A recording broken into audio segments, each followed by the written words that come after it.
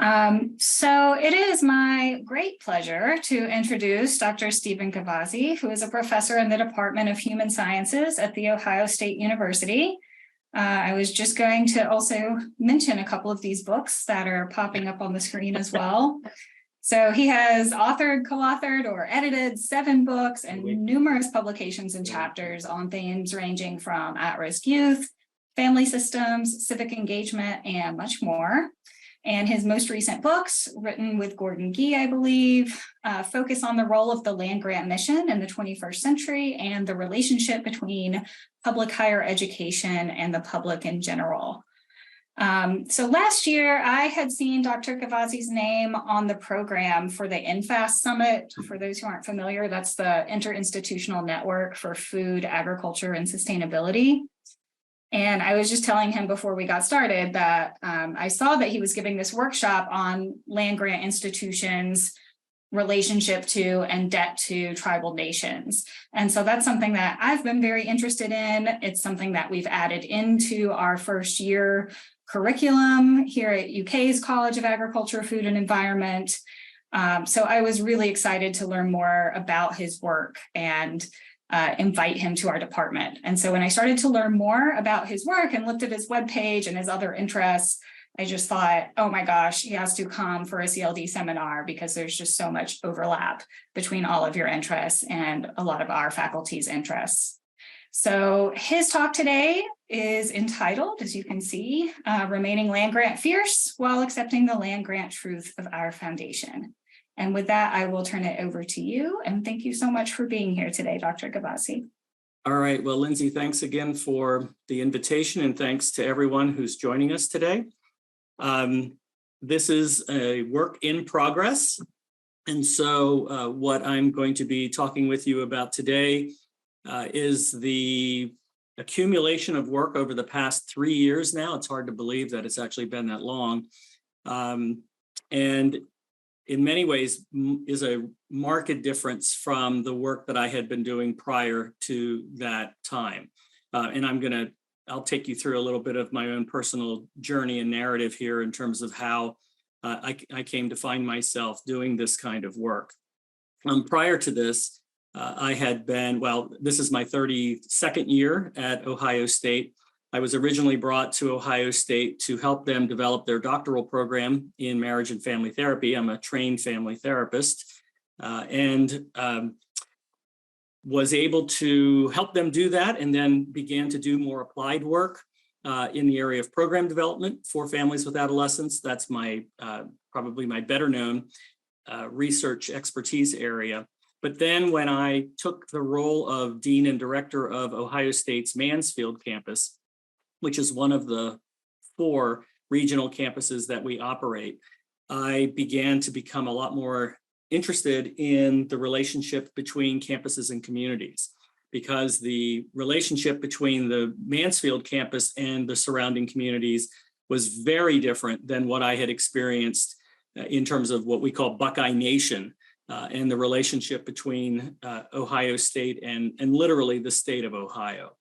So that was a learning experience for me, and it led to this first book that I had co-authored with West Virginia President Gordon Gee, who actually is a 2-time president of West Virginia University and is also the 2-time president of Ohio State University. And so in the midst of my being the dean of the Mansfield campus and Gordon being the president at the time, we struck up not only a friendship, but a colleagueship that led to our wanting to discuss the future of land grants. And in particular, borrowing off of some of the work that I had done in terms of paying attention to campus community relationships, which some people, by the way, call town-gown relationships, we realized that the land grant universities had a very special mission in terms of serving communities. And of course, that's largely through the Smith-Lieber Act of 1914, and that gave rise to cooperative extension services. And so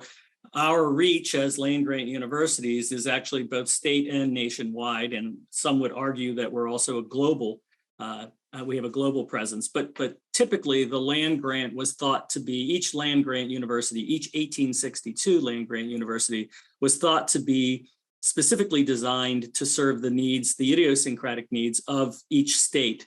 And so therefore, there was lots of variation in how land-grant universities carried out their three-part mission of teaching, research, and service.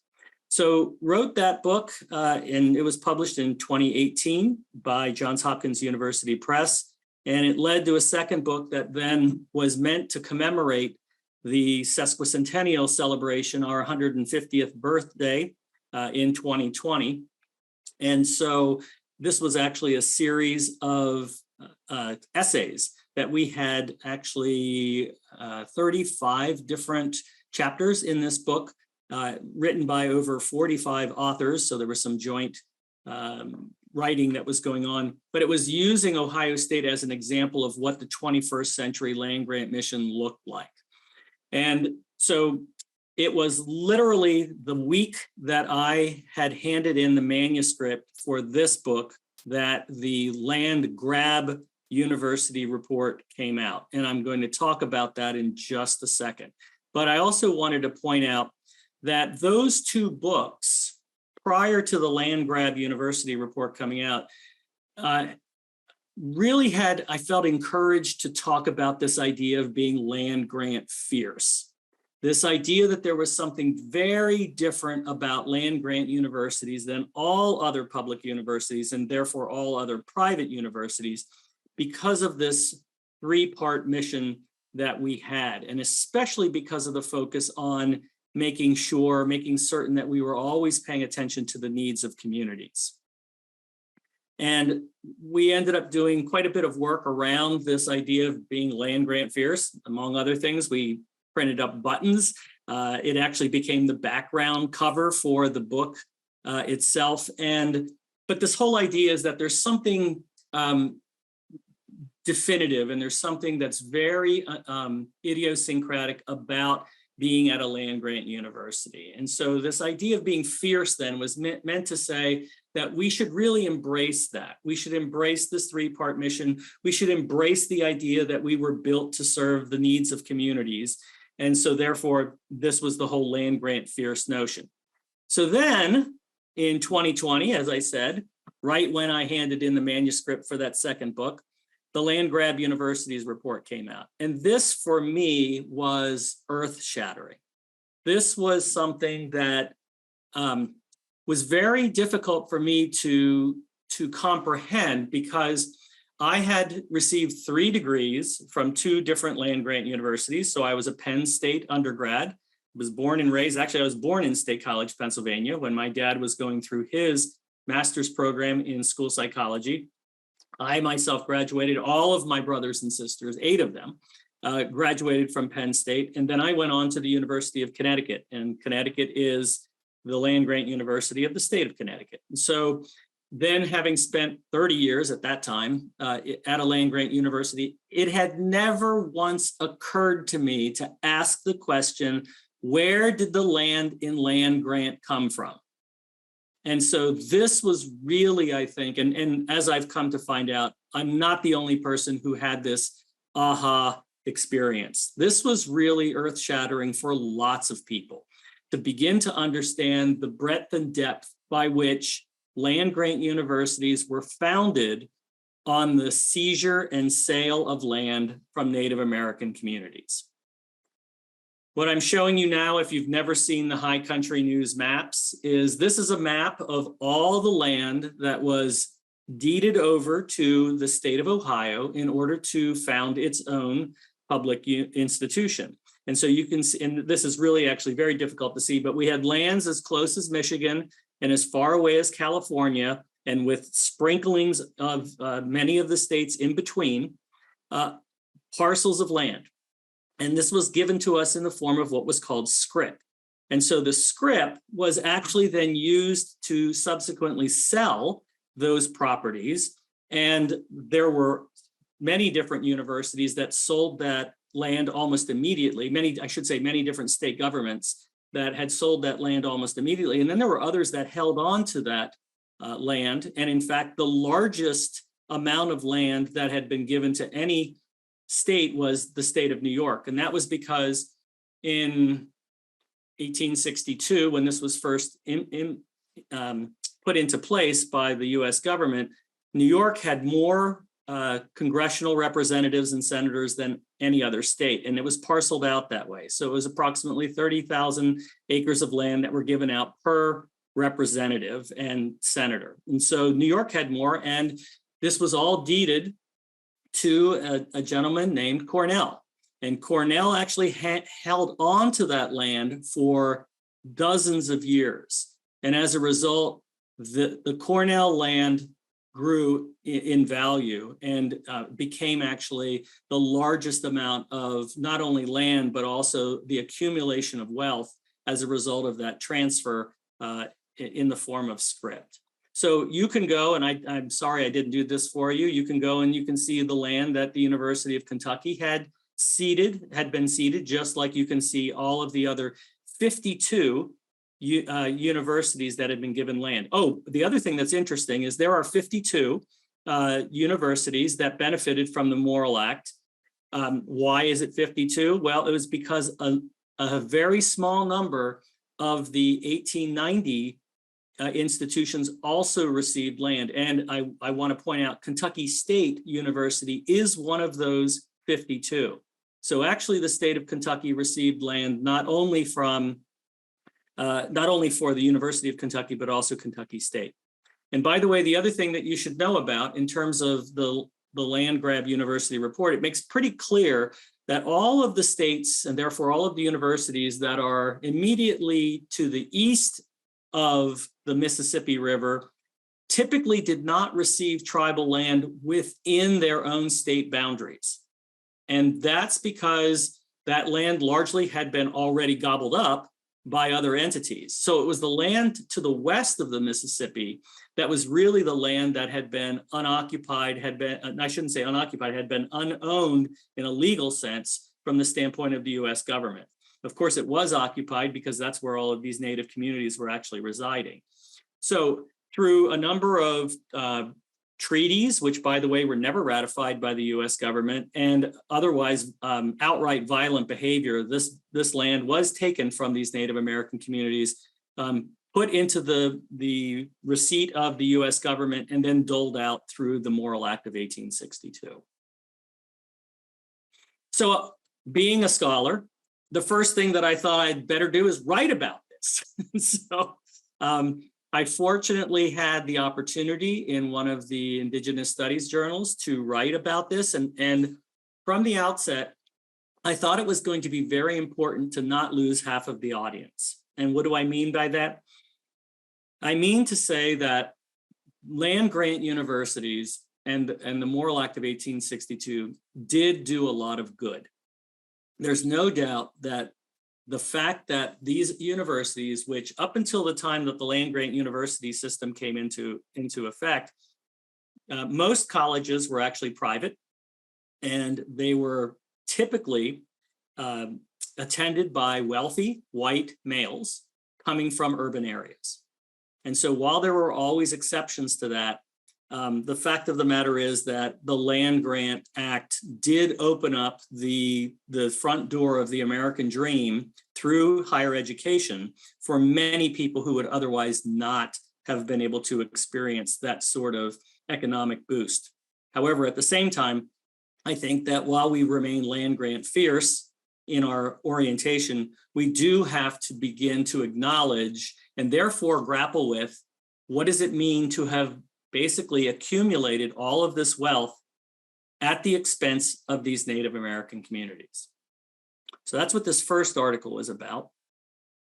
And that ended up giving rise, when that article was published, it was almost exactly at the time that our brand new president at the time, Christina Johnson, opened up $1 million racial justice initiative. And what she did was she came to the faculty of The Ohio State University and said, we are interested in tackling racial justice issues. We are putting out a call. We would like to see what kind of research people want to do on racial justice. As a matter of fact, there ended up being 82 different applications to this project, to this funding initiative. Ours was the only one of the 82 that focused on Native American issues. And we were one of 10 projects that were approved to move forward and to receive funding. And so what we began to do then was to accumulate the expertise that we needed at Ohio State and elsewhere to begin to deal with Ohio State's very specific need to understand, where did our land come from? What were the Native American communities that were impacted, and where are they today, and how are they faring? So we decided to call this project the Stepping Out and Stepping Up project. So it was really stepping out of our comfort zones, which was very difficult for many people to do. And by the way, our administration still has difficulty in stepping out of that comfort zone and really beginning to understand what happened. And at the same time, then stepping up to the responsibilities. What does this mean? What does this mean to begin to acknowledge the fact that there was this immense wealth transfer that took place?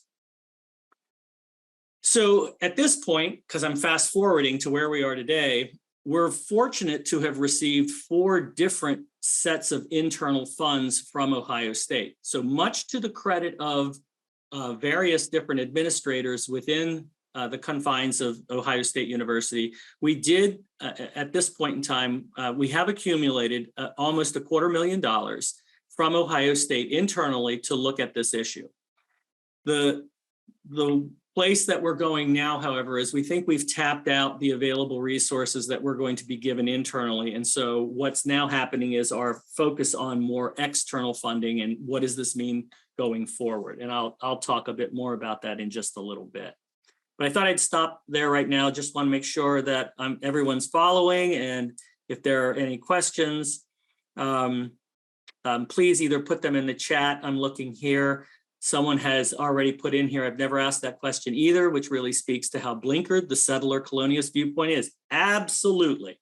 And so a lot of what I feel that I'm doing is I'm really providing a service to people. And I've been doing this. This is probably, I'm going to be conservative here as opposed to potentially overestimating. This is probably my 15th presentation to a different 1862 land-grant university, and many more land-grant universities have reached out to me, but either they've done that and I've done something different other than a presentation with them. I've provided some consultation or materials, but I think that this is probably around my 15th presentation to a land-grant. So I feel like in many ways it's this knocking at the door of the unjust judge, right? You have to keep knocking, you have to keep talking, you have to keep saying, this is real, and we do have to deal with this.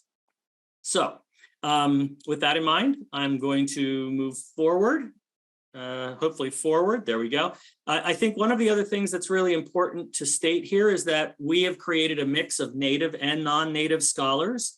We happen to have this wonderful Newark Earthworks Center. Some of the largest earthworks in the entire continent exist inside of the state boundaries of Ohio. Some people have heard of the Serpent Mound before, which exists to the south of us, south of Columbus. But there is also this Newark Earthworks, which is, it's just literally amazing. And it is largely related to the astronomical calendar. And there is, in fact, a moonrise that is going to be happening in 2026.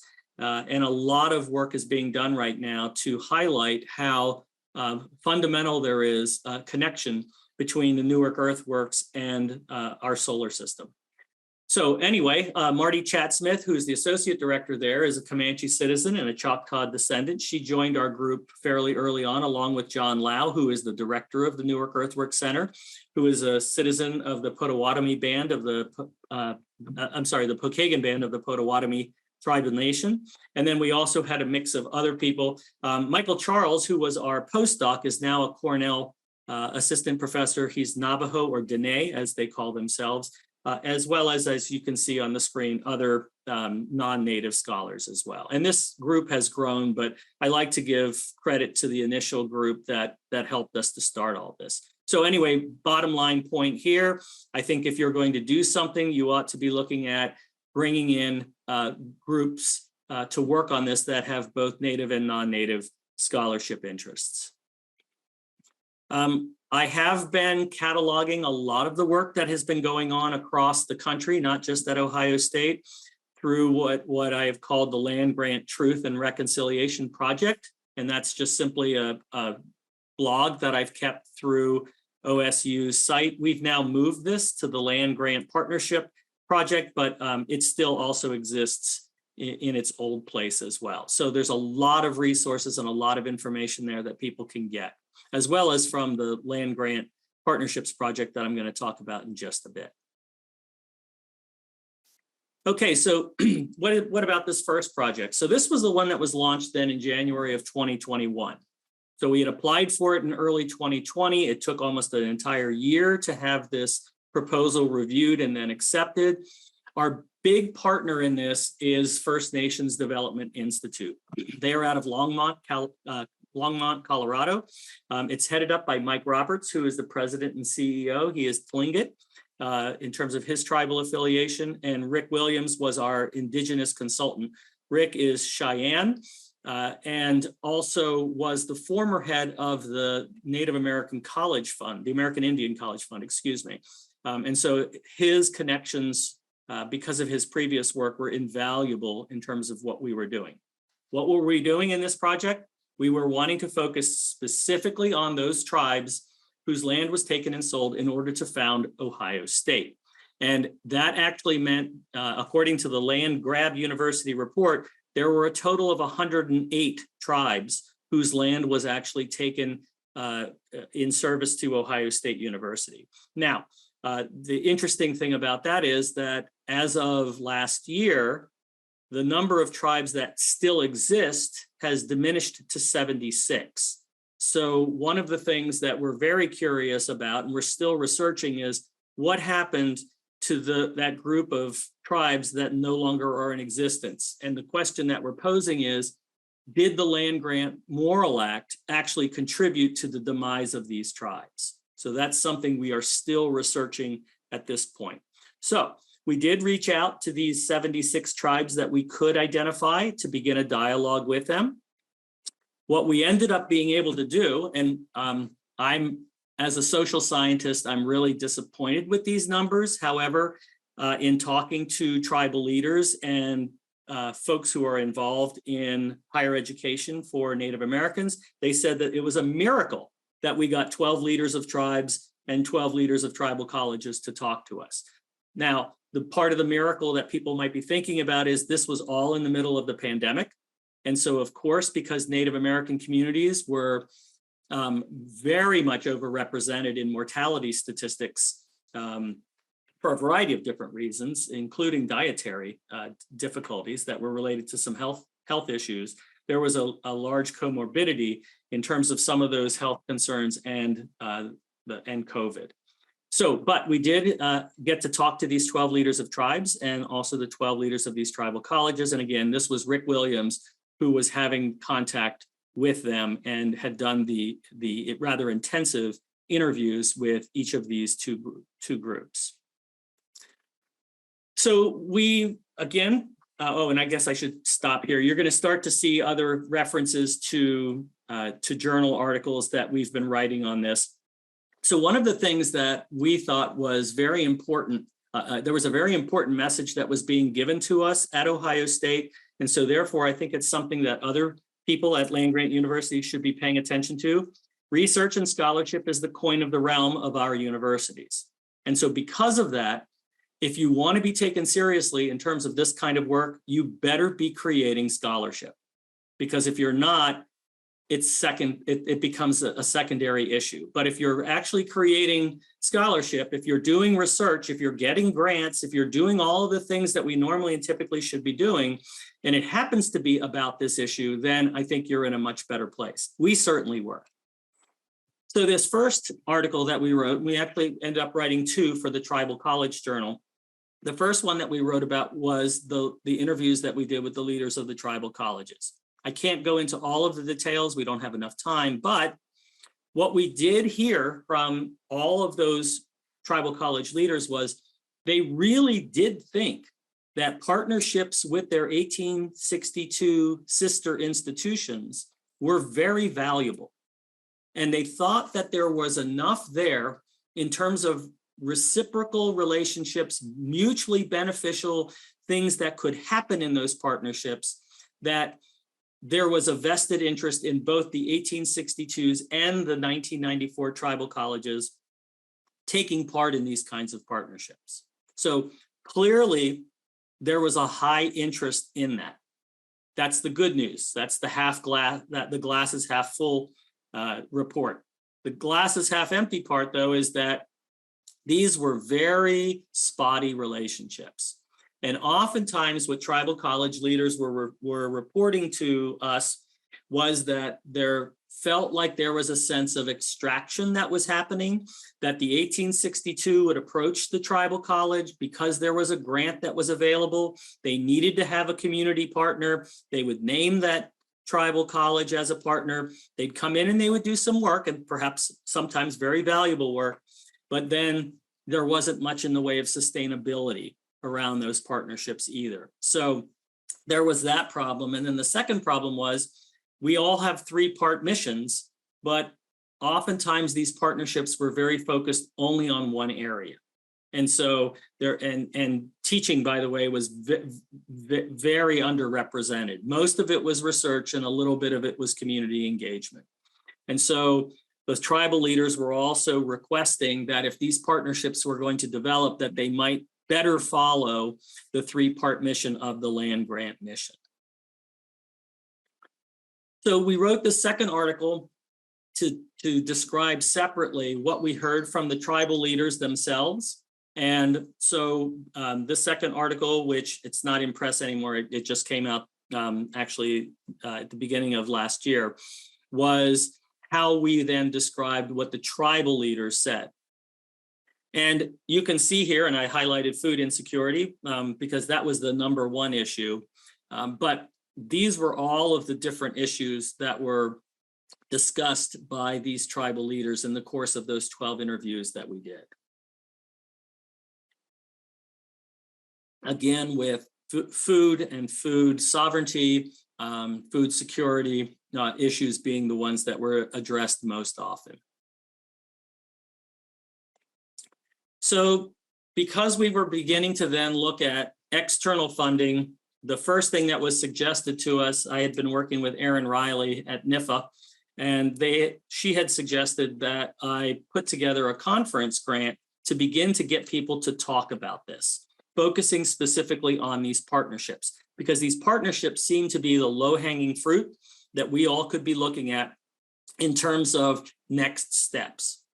So we put together a rather extensive group of folks, AHEC, which is the American Indian Higher Education Consortium, and Falcon, which is the First Americans Land Grant Consortium, along with APLU, the Association of Public and Land Grant Universities, and our partners at First Nations, along with, you can see there were 3 specific tribal colleges whose presidents served as advisors to us. And then you can see that in both the Western region and the North Central region, we had both the experiment station folks and the extension folks involved with us on these various different projects, as well as then the Rural Development Center, both in the West, and NCR-CRD. And actually, as it turns out, NCR-CRD became a very big help for us in terms of what we were doing. We did get the grant. It occurred, we created what we called a post-conference day after the Falcon Conference in Albuquerque, New Mexico last year. And we thought maybe we would attract 50 people to the conference. There ended up being over 125 people who attended.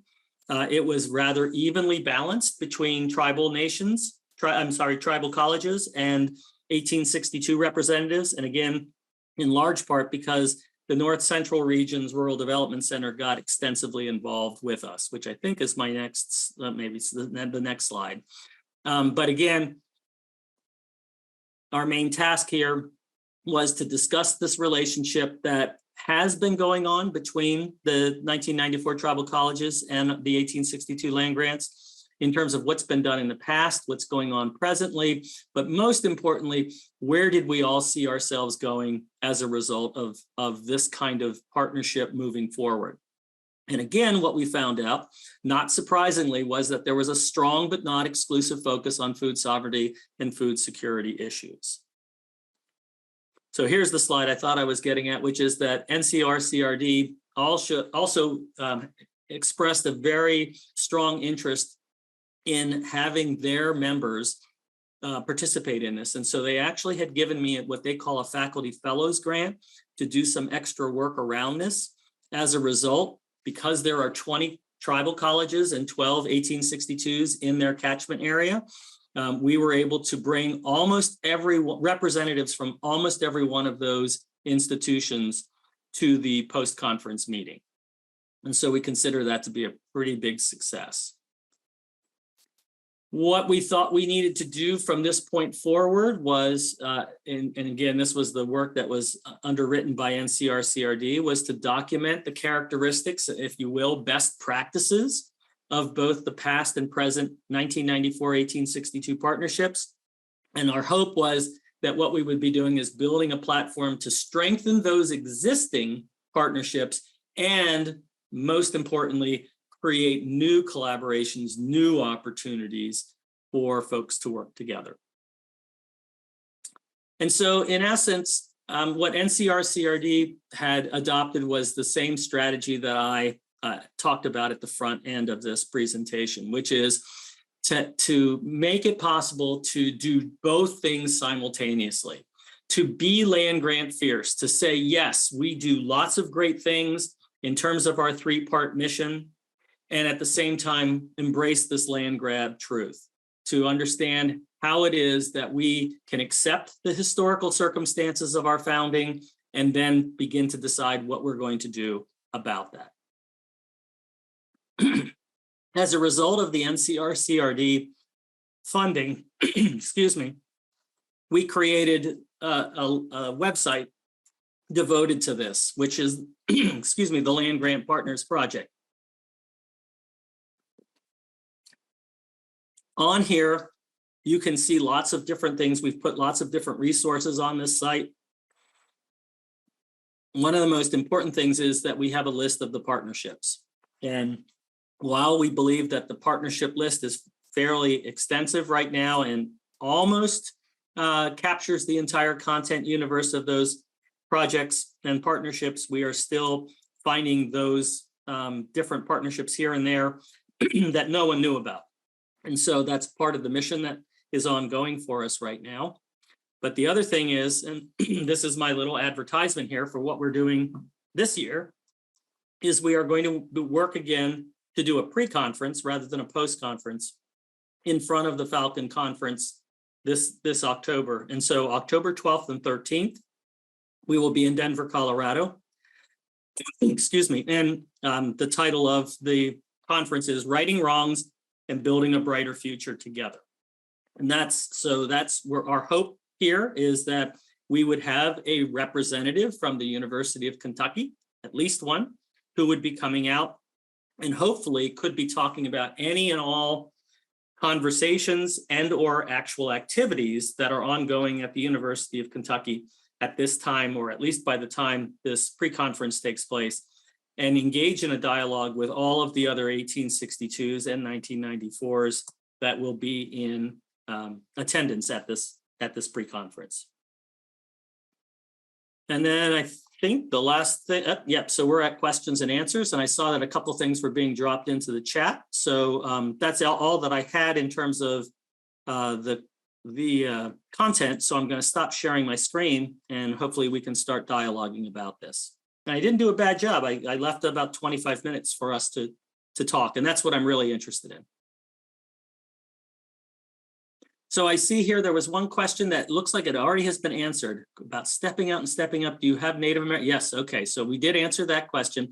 Oh, I can say something though about the students. So one of the other things that we have recognized as a result of this work is that a decade ago, we had approximately 160 Native American students at Ohio State University, 160 give or take, 10 years ago. We are down to 35 this year. So part of the question that we're asking is, what in the heck happened there? And we don't know. I mean, we know enough now that we see that some of the resources that had been given to recruitment and retention efforts 10 years ago has dried up. And as a result, obviously, those numbers are going to drop. But we also think that it may be the case that because other states are way ahead of Ohio State University in terms of doing things for Native American students, that we just may not be a destination that Native American students want to come to right now. And so we're researching that as well and trying to figure out what's happening there. But we do have a commitment from administration and specifically from our enrollment strategies division to take a hard look at this and work with us on this. And then I guess the one other thing I want to say that this triggered is, you know, the one thing that comes up frequently is, oh, well, we have a land acknowledgement. And that's probably the lamest thing that a land grant university can do at this time. It's performative for the most part and is not ever connected to actions. This is seen as something that's historical. Oh, this happened 150 years ago, but, you know, we've moved on from that time. So thank you for your land, but, you know, we're doing other things at this point in time. So we are also working on a 6-part plan for Ohio State in terms of its own land acknowledgement, which will in fact be created, we hope, through central administration's efforts and support. We hope that it will be ratified by our Board of Trustees and will actually reflect not only the past, but the present and future aspirations of the university with regards to the Native American communities. So, okay, sorry, I felt like I got on a soapbox there. Where do we want to start in terms of a discussion? Well, I see there were a couple of hands that went up, Karen, and then Kegel, I think. Did your hand go up too? Oh, no. So we'll let Karen kick it off. Yeah, thank you so much for this wonderful presentation and for your ongoing work. I am wondering to what extent your discussions and research and partnerships have involved discussion about reparations and how much you've linked up work that's being also done around reparations regarding enslaved peoples at least some of the private universities, because that I do have to admit, I start to bristle when I see the power relationships involved in them, sort of predominantly white land grant institutions entering into partnerships, and then we kind of reproduce the ways in which the university just, you know, gets 50% of all of that remarkably, and you know, all the many ways in which it extracts rents from those partnerships. So I'm just wondering if you can speak to that. So we looked at the U.S. slavery project early on. We were impressed with some of the work that was being done, but we also realized that, at least to our best estimation, in terms of the writings that we saw and the people that we talked to, this was largely about documentation of what was happening and a lot less connected to reparations and reparative work. So we weren't finding that in the slavery project. We thought it was commendable in terms of the amount of work, which, by the way, was largely being done by historians at these universities and documenting that work. But again, very little in terms of what actions were going to result as a result of that, other than that they were going to be meeting a lot. And I know that they have an annual conference in which they come and they talk about the work that they're doing, but again, did not seem to us anyway to be presenting a model for how to talk about reparations. There is other work that's being done right now. And in fact, next month, there is going to be a coalition of folks who are going to be pulled together on land back issues. And I know we have a representative, Brian Snyder, who will be attending that conference and talking about our work. It's something that seems to be a lot more specifically addressing reparations through giving land back. And so there are universities that have already done that. I think the other thing that's remarkable, if people don't know about this, is that out of the 52 universities that were originally given land, 16 of those universities still have parcels of that land. And in fact, they're making money off of that land still. And the biggest culprit of all is Washington State University. They're making $4 million a year approximately on the surface and mineral rights to native land that they're still holding. And they're not alone. The University of Arizona also has a very large amount of land that they still hold, largely inside of the state boundaries of Arizona, remarkably. But these are issues that people, I think, fail to realize that this is not just a historical thing. This is stuff that's still going on.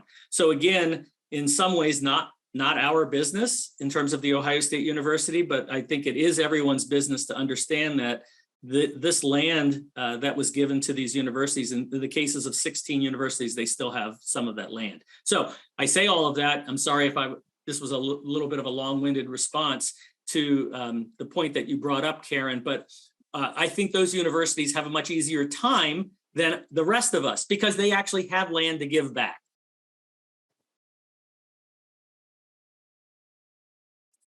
So I saw Claire and Jed. So Claire, do you want to go ahead and unmute?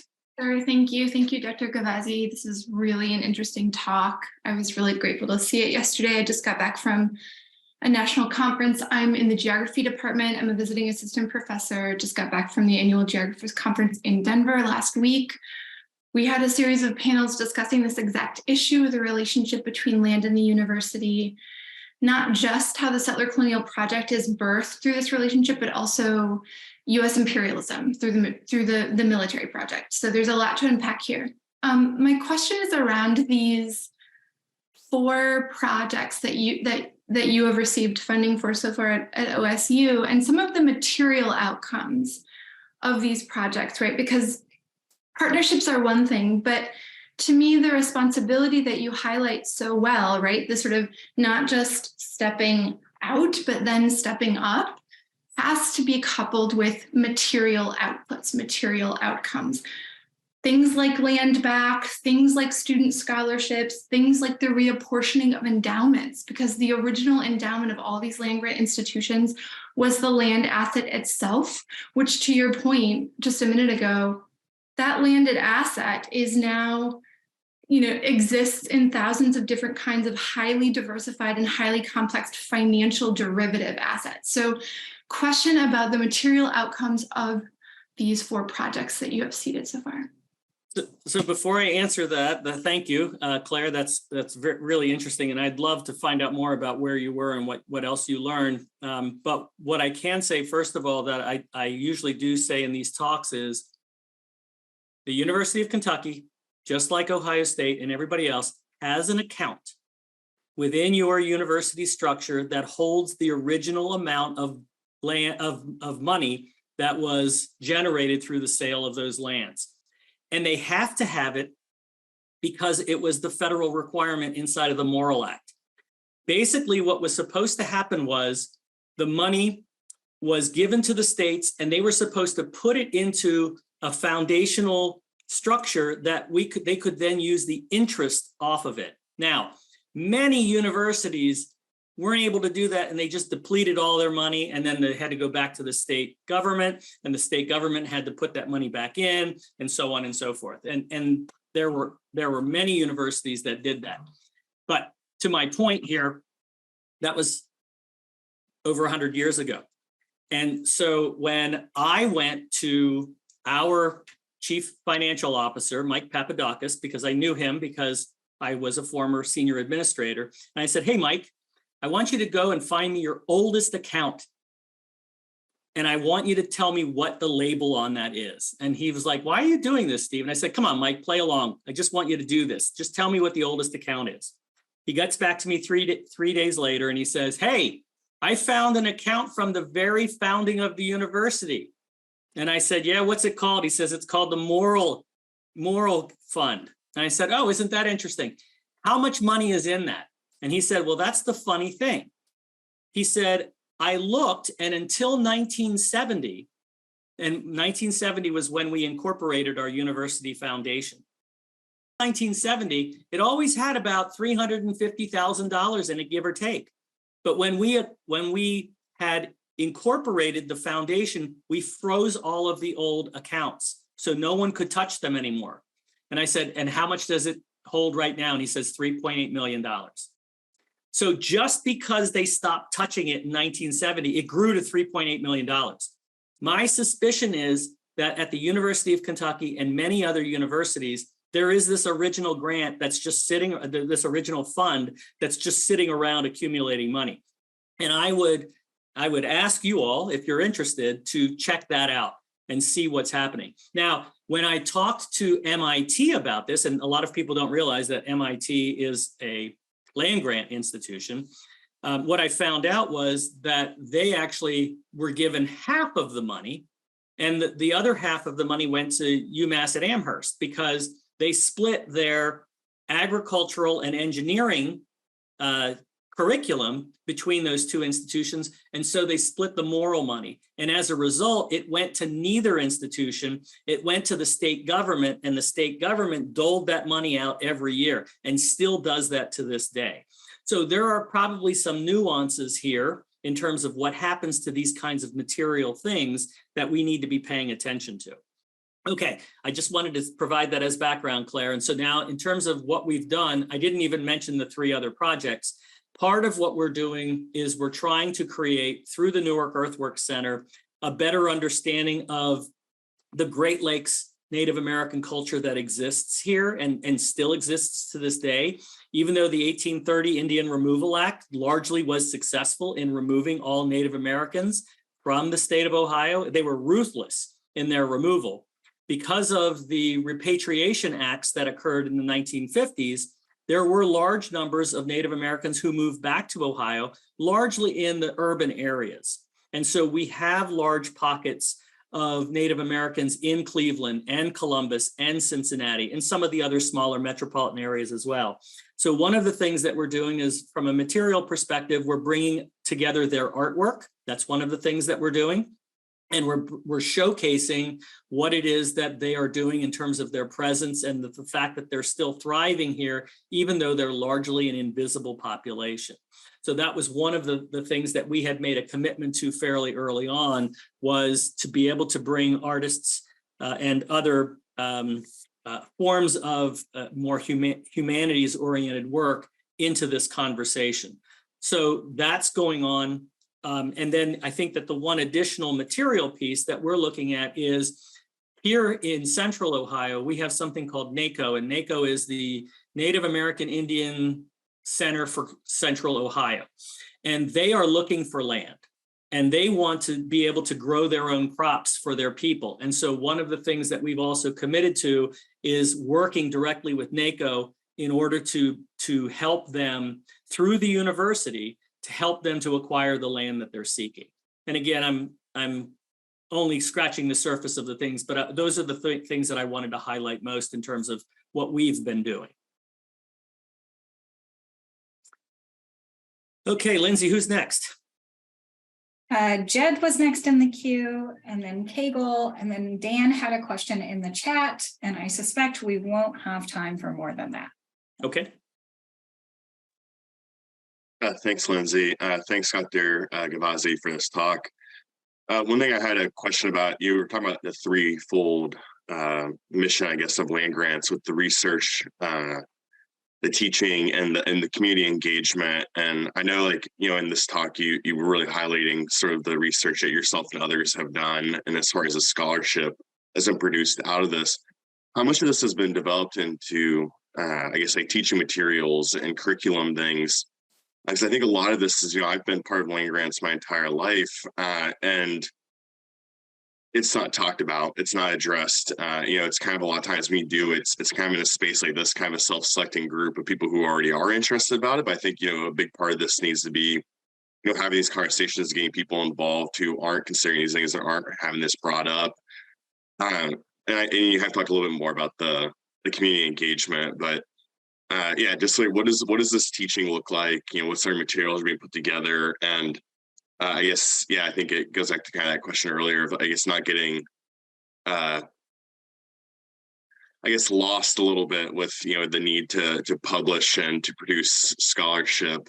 in the kind of creation and maintenance of these publications, because there is a concern that I'd have that again, I think it's part of it's like kind of the grant funding that goes with this too, but it's also if there are a lot of these partnerships end up being all these multi-authored papers and these these kind of experiments and projects that go, it's like, well, it can be one of those things where it's like, okay, it was more of a slow burn sort of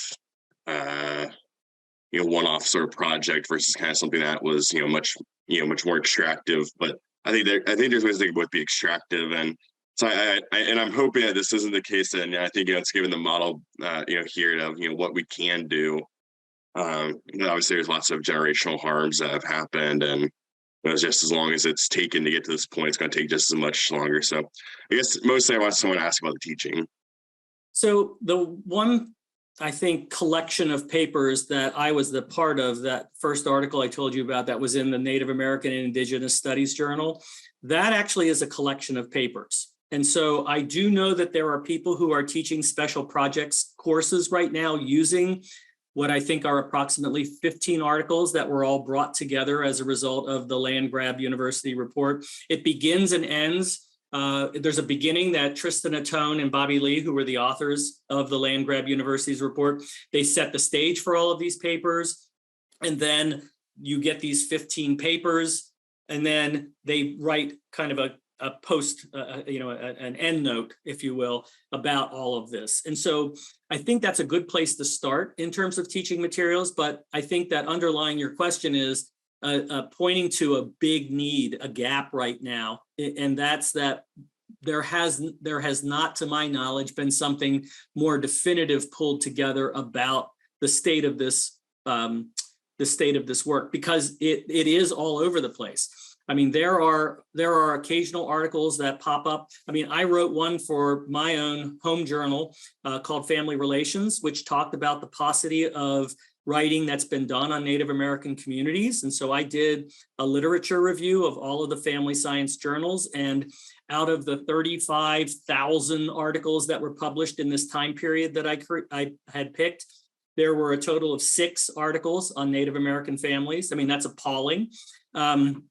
That's like what, 0.001%. So you can find those articles. There's articles in geography. There's articles in lots of other places where they're one-offs. And so I think that there's a great need to pull this together.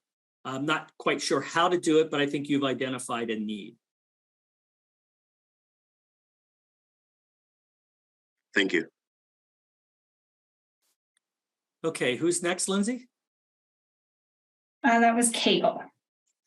Hi, thank you, Steve. I really appreciated the talk. I have a question for you and then a question for everyone else on the call, actually, which for you is, we at UK are also one of the worst offenders in terms of holding on to ancestral remains, Native American ancestral remains, which is also something that has recently come out through ProPublica's reporting. So is that a topic that has come up particularly in your partnerships? And then the question for everybody else is do you all know if there are folks on campus doing this work already? Lindsay, I mean, I think you sort of touched on this in your introduction, but like,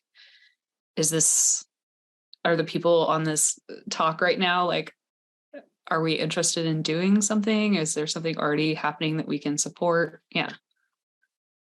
I can answer the first part of your question. So I wasn't aware of the University of Kentucky being one of the big culprits, but the Ohio Historical Society is a huge violator of the NAGPRA Act.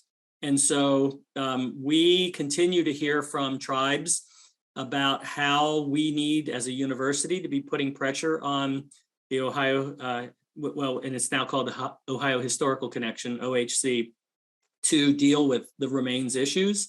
It's a huge sticking point. So we know it's a big part of what we need to do. Unfortunately, it's not the university, so we don't have control over it. It's the state. And so the best that we can do is advocate for this kind of work.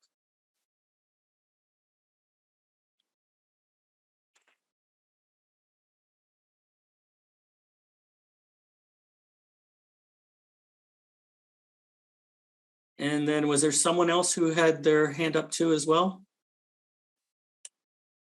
There Or was a question in the chat, and I'll just quickly say to Kegel, I don't know of anybody like on an institutional level that has engaged with this at UK. That doesn't mean there isn't. I did put some notes on teaching and the ways that we've started to incorporate it into our first year course in the College of Ag. But Dan's question was, Lindsay, can I just follow up real quick on that? That the history department does not know of an effort to address this history and has been lobbying for hiring specifically because of this. We used to have a historian of Native American history, and we do not anymore. And so in terms of capacity to actually look at this, the history department doesn't know of such capacity and thinks we need to build it. I'm sorry, Lindsay, I'll hand it back over. no worries. I just want to get to Dan's question really quickly. Folks are also dropping more things in the chat related to this. So I know we're going to have a lot of follow-up conversation about it. Dan Call asked, as per declining Native enrollment at 1864 institutions, have you seen at 1994 universities a related increase in enrollments? So the quick answer is no. Unfortunately, the 1994 tribal colleges have been among the hardest hit with the general decline in enrollments that we've seen across all institutions of higher education. That was especially true during the pandemic, but the 1994s have not recovered at all to pre-pandemic levels. And so this is a huge concern. Part of the partnerships that we've been talking about, because we do not have a tribal college within the state boundaries of Ohio, is partnering with the closest tribal college that we have, which is Bay Mills Community College, which is in Michigan.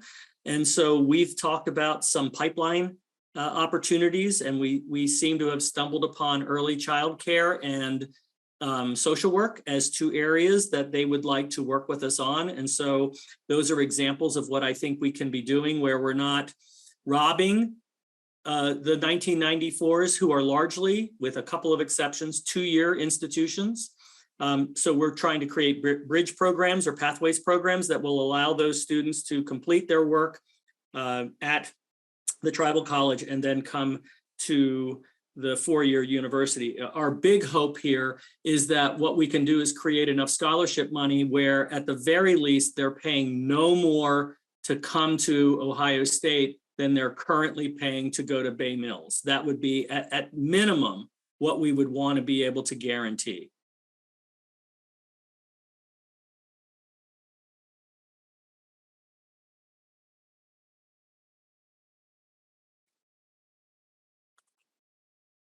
Lindsay, is there a last piece that you'd like to say? I realize that we're almost at time. Is this a good place to wrap up? And it sounds like there's a lot of interest in you all getting together and maybe moving some of this forward, which I would be more than happy to help support in any way that I could. Also, Brian Snyder, I've hired him in my center. I'm also the director of CHRR, which is Ohio State's Center for Data and Survey Excellence. And I have hired Brian Snyder, who used to be part of our, used to be part of INFAS and also part of InFact, which was our innovation in food and agricultural transformation discovery theme here. He is our strategic partnerships manager right now, and Brian could be someone who, if you're interested, could give you a lot of support based in part on the work that he's doing with other land-grant universities across the country. So that I could make happen very easily. Well, thank you so much for your generosity in offering that support and also in being here today. I will definitely circulate all the notes from our chat and from our conversation. We also, again, have been recording this, so we'll be able to go back and reference a lot of the specific details. And I won't be surprised if you hear from some of us again. All right, that would be great. But I appreciate the dialogue. It's wonderful to be able to have talked with all of you about this. And again, I'm very sincere in my offer to help you all move this forward. It's very important work. Thank you. All right, take care, everybody.